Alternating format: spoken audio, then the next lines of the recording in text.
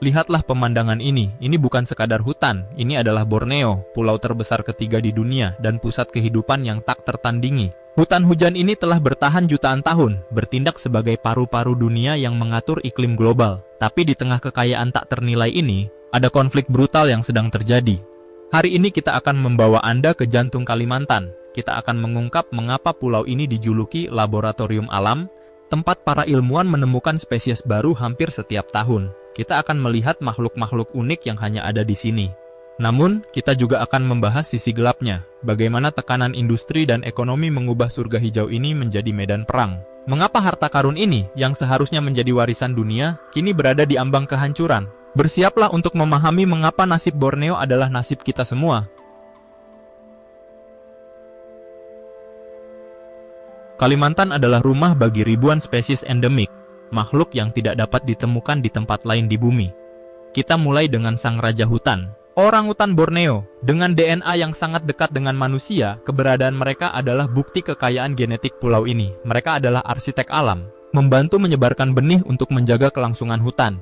Kemudian, lihatlah si unik bekantan, monyet berhidung panjang ikonik. Hidungnya yang besar bukan hanya untuk tontonan, tetapi juga alat komunikasi dan indikator vitalitas hutan bakau dan riparian. Kehadiran bekantan yang sehat seringkali berarti ekosistem sungai dan pesisir di sekitarnya juga masih sehat. Tapi misteri terbesarnya adalah, Borneo belum sepenuhnya kita pahami. Para ilmuwan, tahun demi tahun, masih berhasil menemukan puluhan spesies baru, dari kata kecil, ikan air tawar, hingga anggrek hutan yang belum terdeskripsikan. Bayangkan, di era modern ini, kita masih menemukan makhluk baru di hutan purba ini. Ini menegaskan bahwa Kalimantan adalah harta karun biologi yang belum terjamah, laboratorium alam raksasa yang masih menyimpan kunci-kunci evolusi.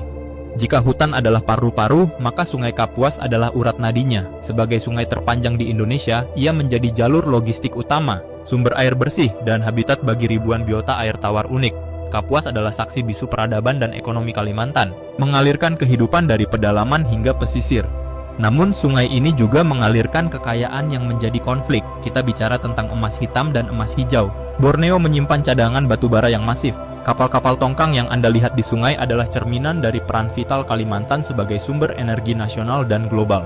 Di sisi lain ada kelapa sawit. Ini adalah industri yang sangat masif, menciptakan lapangan kerja bagi jutaan orang dan menjadi komoditas ekspor utama Indonesia. Dari sudut pandang ekonomi, ia adalah penyelamat. Namun, emas hijau ini membutuhkan lahan yang sangat luas. Lahan yang ironisnya adalah habitat alami dari keajaiban yang baru saja kita bahas. Inilah titik awal konflik dramatis antara ekonomi dan ekologi.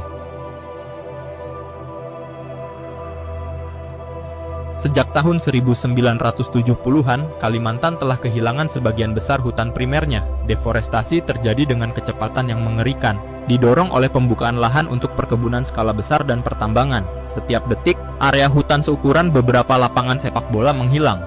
Dampaknya tidak hanya terasa di Borneo, tetapi secara global. Hilangnya hutan memicu bencana kabut asap. Ketika lahan gambut yang kaya karbon dikeringkan dan dibakar untuk pembukaan lahan, asap yang dihasilkan menyelimuti wilayah hingga negara tetangga, menciptakan krisis kesehatan dan lingkungan regional.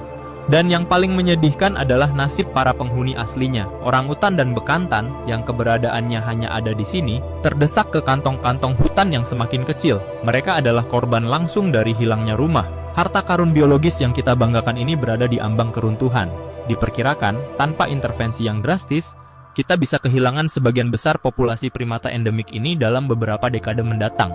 Borneo adalah cerminan kompleksitas pembangunan dan konservasi di abad ke-21.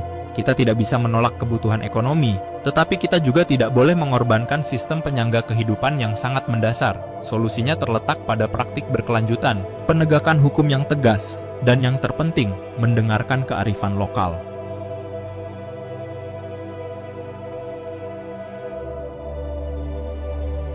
Ada harapan.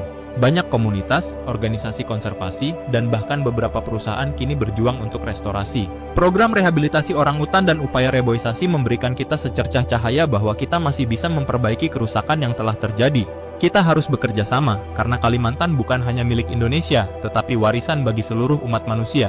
Sekarang kami ingin mendengar pendapat Anda. Menurut Anda, apa satu langkah paling efektif yang harus segera dilakukan Indonesia untuk menyelamatkan paru-paru dunia ini? Tuliskan pemikiran Anda di kolom komentar di bawah. Jangan lupa like video ini dan subscribe untuk terus menjelajahi misteri dan kekayaan alam Nusantara lainnya. Sampai jumpa.